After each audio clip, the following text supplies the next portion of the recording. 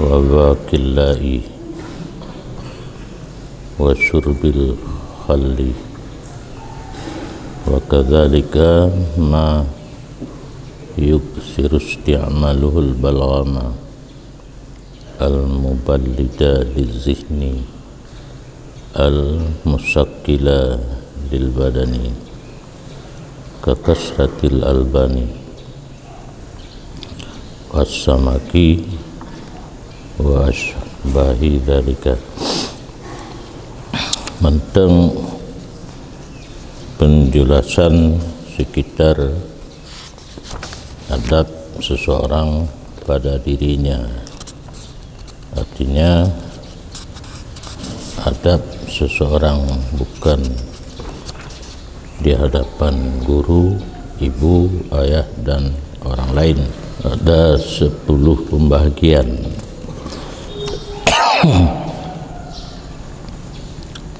Yang pertama, hati harus bersih daripada sifat-sifat yang keji, suka menipu orang lain, dengki, dan akidah yang sempalan, akidah yang menyimpang, dan seluruh akhlak yang tidak baik. Yang kedua, niat yang bagus di saat mencari ilmu. Yang ketiga, merampas waktu muda untuk belajar. Yang keempat, makanan apa yang mudah walaupun sedikit. Kelima, harus membagi waktu malam dan siang. Keenam, makan sedikit supaya menolong untuk berbimbang dengan ilmu dan ibadat, memahami mata pelajaran dan tidak bosan. 7, bersifat war'a, yaitu memelihara diri daripada haram dan syubhat, mengusahakan makanan, minuman, pakaian, dan tempat dalam keadaan halal. Yang ke-8, bahwa menyedikitkan ia seseorang penggunaan makanan yang dianya, makanan itu penyebab bodoh dan lemah perasaan, seperti apel yang masam, lobak, dan meminum cuka.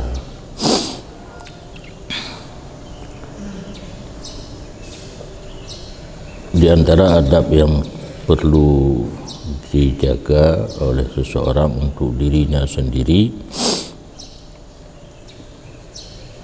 makanan dari satu sisi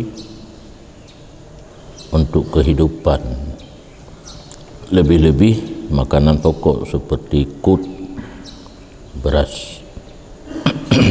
Untuk kita di Asia Tenggara beras, tetapi ada efek samping. Selain menjadi makanan pokok untuk kehidupan, untuk memperbaiki organ tubuh, menjaga jangan haus, menurun kekuatan dan sebagainya, ada efek samping yang mengakibatkan di antara lain kebodohan. Terlampau banyak makanan-makanan yang ada efek samping, antara lain bodoh, lemah. Dicontohkan di sini seperti tufah hamil, apel yang masam, bakila, lobak warnanya putih, menyerupai ketela. Kemudian meminum cuka biasanya masam. Dan seperti demikian bahwa menyedikitkan ia seseorang barang yang memperbanyak oleh pemakaiannya akan dahak. Di saat kita makan menghasilkan dahak yang banyak. Posisi dahak itu mubalid, membodohkan bagi pemikiran, daya pikir lemah, memberatkan bagi badan, sukar untuk bangun bagi beribadat. Contohnya seperti banyak minum susu dan banyak makan ikan dan sesuatu yang lain yang menyerupai demikian. Di sini terdapat kata-kata banyak, bukan tidak makan sama sekali susu diminum, tetapi jangan banyak ikan karena di situ ada protein. Kita makan tapi jangan banyak, karena di saat banyak menghasilkan efek samping yang tidak baik. Dan sepatutnya bahwa menggunakan ia seseorang akan barang yang telah menjadi akannya barang oleh Allah Subhanahu wa taala akan sebab bagi bagus daya pikir. Jadi ada sesuatu yang diciptakan Allah supaya daya pikir kita kuat. Ini yang sepatutnya kita gunakan, seperti mengunyah kemenyan Arab dan sejenis bun-bun karet atas kira-kira kebiasaan, dan memakan anggur kering pagi-pagi dan air wardi, meminum air bunga mawar, dan umpama demikian daripada barang yang tidaklah ini kitab tempat untuk menguraikannya. Di sini karena mukhtasar, kitab yang kecil, hanya dinyatakan sedikit jenis makanan yang bisa digunakan untuk memperkuat daya pikir. Kalau kemenyan tidak dimakan, dikunyah, karena dengan mengunyah sesuatu kita akan bisa menggerakkan geraham bawah sehingga terjadilah proses ke otak. Paling tidak kalau tidak terdapat kemenyan Arab, bun-bun karet pun bisa, tetapi tidak terlalu banyak karena bisa membuangkan waktu, sambilan saja, sambil jalan, sambil duduk. Kemudian zabib itu anggur yang kering. Anggur yang kering itu dimakan pagi-pagi.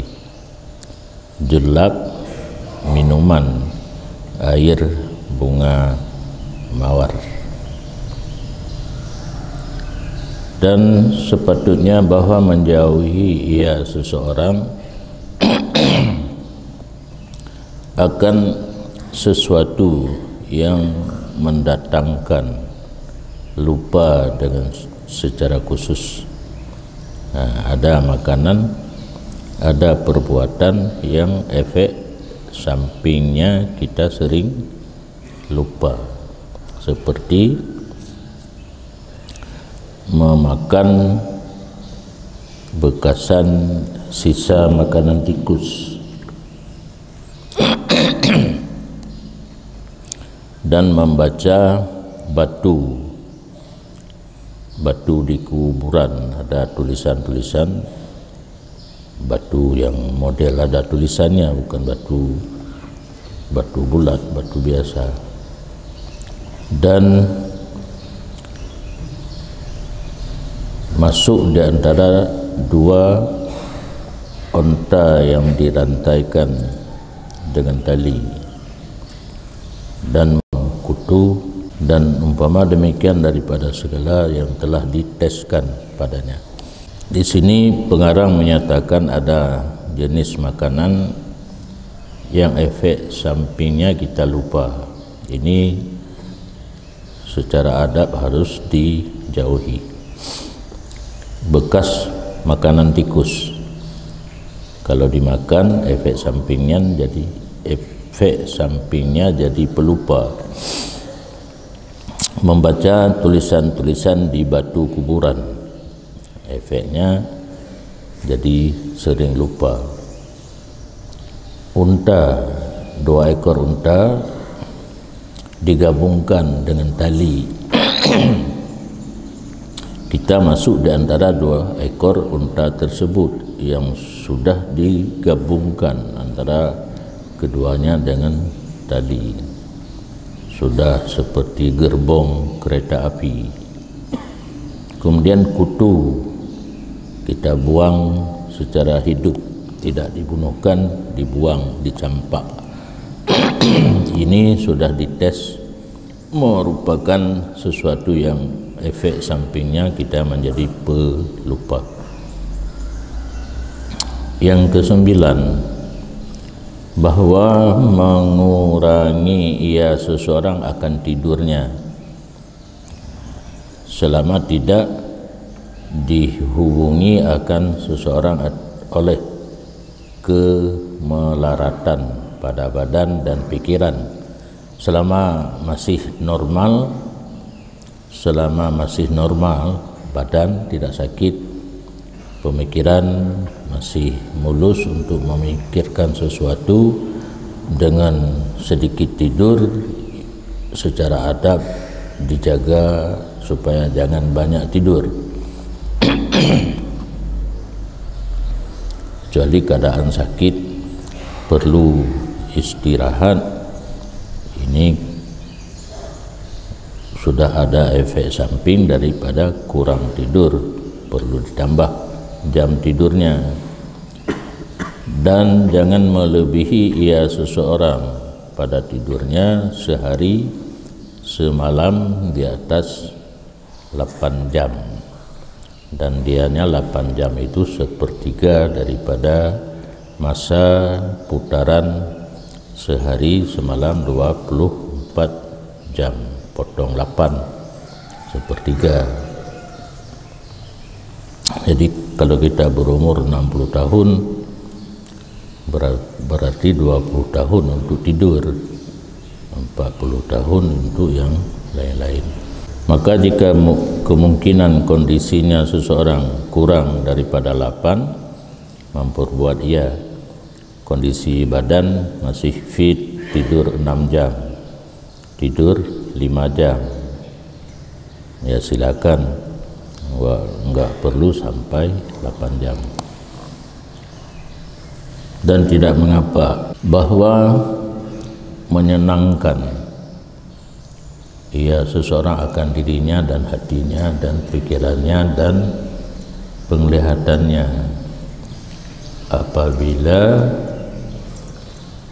nabatannya tumpul, tumpul Betul. Baik hingga. Dan tidak mengapa bahwa mempersenang pun menyenangkan ia seseorang akan dirinya, hatinya, pikirannya dan penglihatannya. Apabila tumpullah sesuatu daripada demikian atau dhaif dengan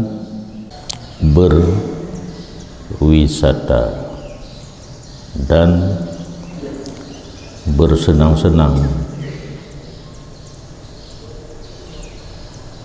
pada tempat-tempat wisata dengan sekira-kira kembali kepada halnya seseorang dan tidak sia-sia atasnya oleh zamannya. Jadi agama kita tidak menyuruh kita terus beribadat tanpa istirahat. Di saat datang kebosanan daripada beribadat, agama kita membolehkan untuk rehat. Rehat ini adalah rehat tubuh, jiwa, adalah hati yang tidak tenang, perlu kepada ditenangkan, pikiran dan penglihatan. Mata kita lelah setiap hari membaca terus menerus, perlu mata untuk istirahat. Datang dikunjungi tempat-tempat wisata, di sana untuk rehat badan, hati, pikiran dan pandangan mata. Tetapi di tempat-tempat yang tidak terjadi sesuatu yang tidak dibenarkan dalam agama.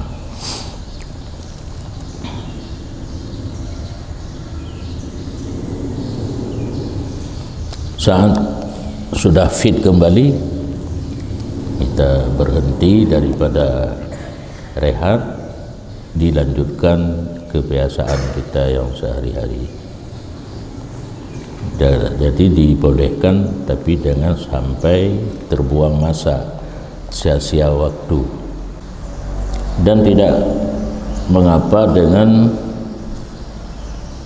pertolongan berjalan kaki. Saat kita rehat, santai, jalan kaki dibolehkan. Karena saat kaki bergerak, kontak kepada otak, ada proses untuk membersihkan otak dengan berjalan kaki. Karena saraf-saraf kita yang di tapak kaki ada hubungan sampai ke seluruh badan dan otak. Riyadhatil badan dibolehkan dalam olahraga, menggerak badan dari kaki sampai seluruh anggota badan. Faqad qila, maka sungguh dikatakan orang bahwa sungguhnya gerak badan itu menghilangkan panas dan menghancurkan akan lendir-lendir di dalam badan. Nyagapah ku bahasa Indonesia, lemak, menghancurkan lemak. Jadi dengan gerak lemak badan hancur, panas badan akan turun, dan yunsitu gembira badan cocok gairah, menimbulkan gairah hana lesu. Jadi dalam agama kita olahraga dibolehkan dan penting karena ada efeknya, yaitu menurunkan panas, menghancurkan lemak, dan badan kita bergairah kembali untuk berbuat sesuatu, tidak lesu.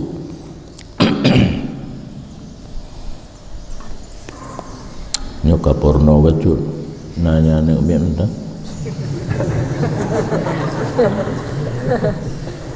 dan tidak mengapa pula dengan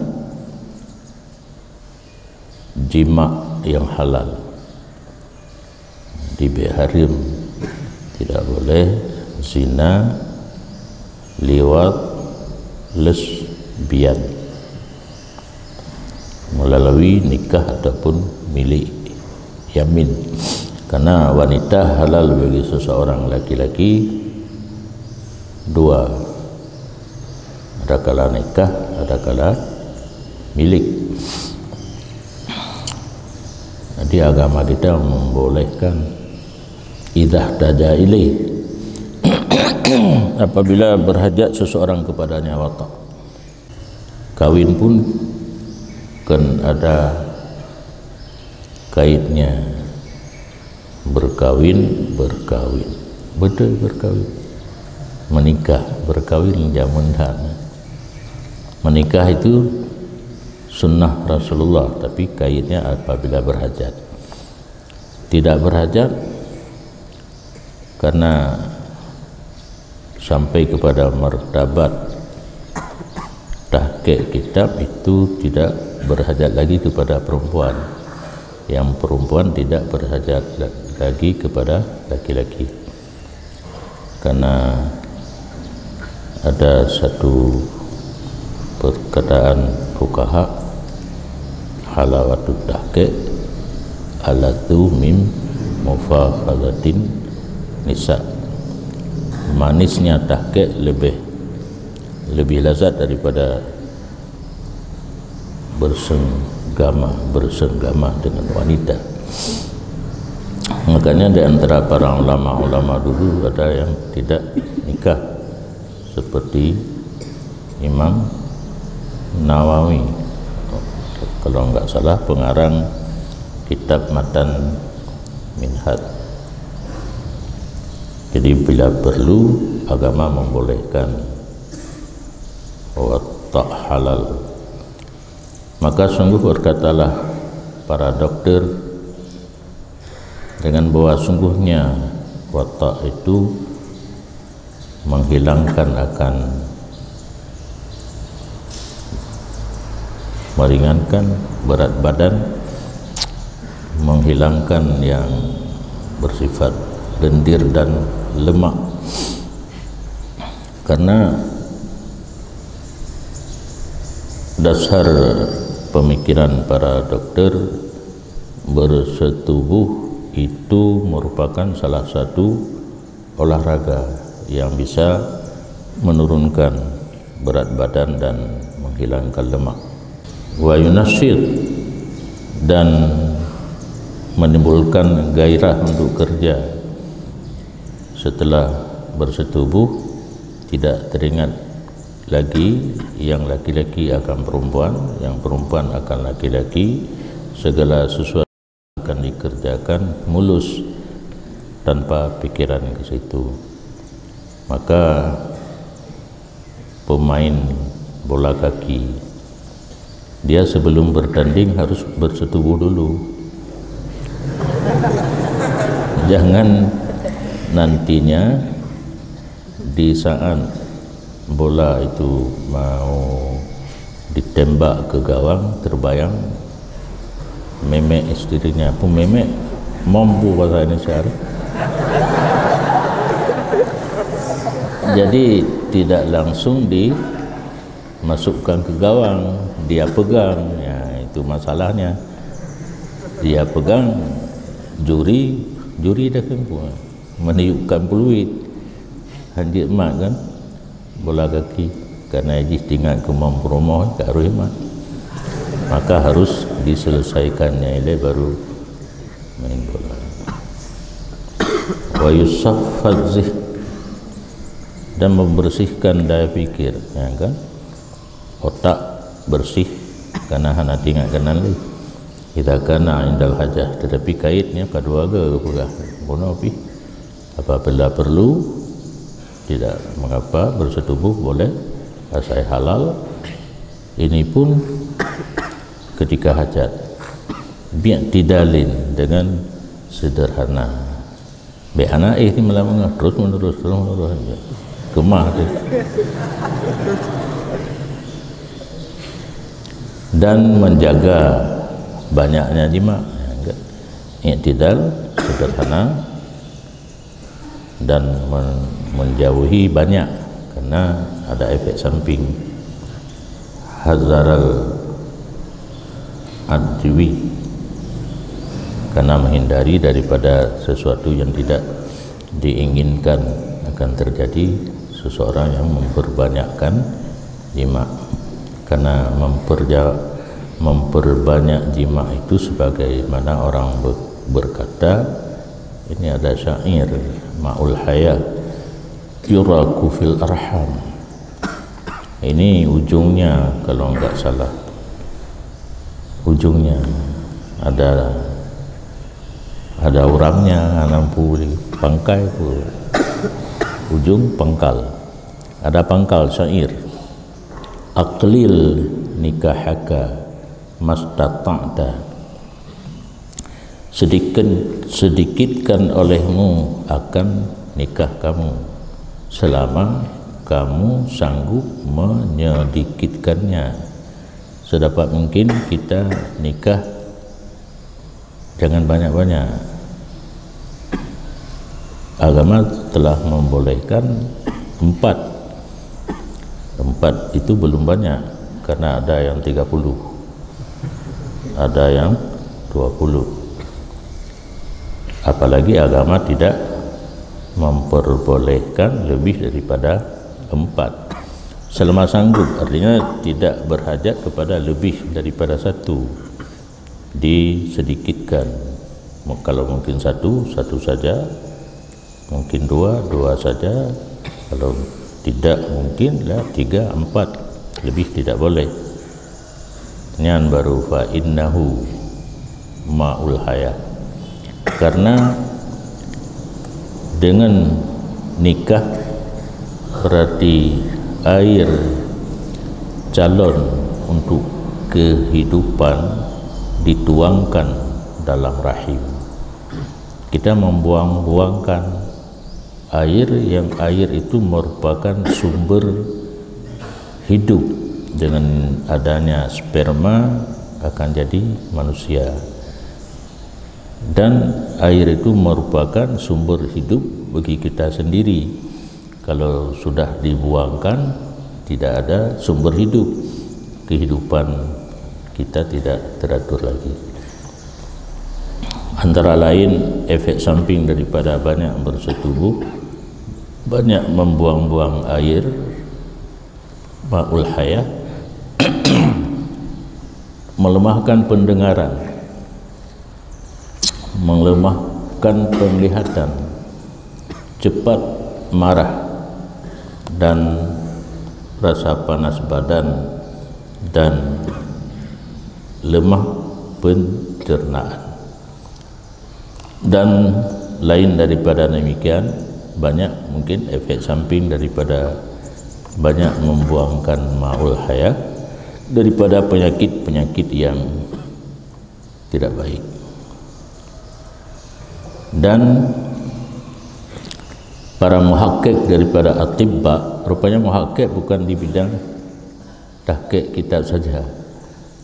Para tabib yang sudah sampai tingkat tahqiq berpendapat mereka itu bahwa meninggalkan jima lebih baik, kecuali darurat, kondisi darurat, ataupun istisfa untuk pengobatan. Jadi gila kalau tidak jima, dikasih obat, tentu obatnya jima. Darurat, enggak bisa pakai celana, anak-anak itu bangun sebentar bangun, enggak bisa jalan, itu darurat. Ditempeleng pun enggak mau tidur ya, kasih obat. Wabil jumlah, kesimpulan dari uraian yang telah lalu, tidak mengapa bahwa merehat ia seseorang akan dirinya apabila takut kebosanan, bosan. sedang beramal, sedang belajar, kita ada tanda-tanda hampir bosan, istirahat. Jangan langsung kita belajar dan beramal. Lagi orang Jawa bilang kena rangkang kahe itu rangkang pajuh boh ubi boh pila dengan kelawak. Rehat, jadi rehat itu penting. Tidak boleh kita memaksa badan, memaksa pikiran, memaksa hati untuk terus menerus bekerja. Boleh kita pakai satu istilah, hidup yang lebih baik adalah hidup santai. Maka di Sigli dulu ada warung santai namanya. Kalau tidak mau santai ke tempat lain, ya santai di warung itu. Sekarang udah hilang, nggak ada jejaknya lagi. Tak kemana pergi. Hidup santai lebih enak daripada memaksa diri untuk sesuatu, baik belajar, baik beramal, baik bekerja. Dan adalah sebahagian daripada pembesar para ulama menghimpun ia akan kawan-kawannya pada sebahagian tempat-tempat wisata pada sebahagian hari-hari dalam satu tahun. Jadi para ulama yang akabir, ulama yang besar dulu diajari kawan-kawannya pergi ke tempat wisata setiap tahun, tapi ada waktu-waktu yang tertentu. Wa yatamazahuna, dan sendagura mereka itu, tapi ada kait bima la dharar alaihim fi dinin wala irdin, sendagurau dan barang yang tidak datang kemelaratan atas mereka itu di bidang agama dan tidak di bidang malu. Sendagurau dengan sampai mengejek, menghina kawan-kawan secara yang dibolehkan dalam agama. Kalau istilah sekarang refreshing, di agama membolehkan refreshing. Dalam suluk pun kan ada riadah badaniyah, setiap pagi bergotong royong, sambil bergotong royong bercengkrama. Jadi ada seseorang yang perlu kita guraukan untuk kita bandingkan dengan orang yang lain hingga tertawa. Di saat tertawa datanglah kejernihan kepada otak kita. Segala sesuatu yang beban di otak kita rasanya terlepas. Itu perlu sendagurau. Tapi ingat, jangan melangkahi batas-batas syarak. Di sini dikatakan bima la darara alaihim, sendagurau yang dibolehkan, yang tidak memberi kemelaratan untuk agama dan untuk malu. Jangan sampai menghinakan orang lain,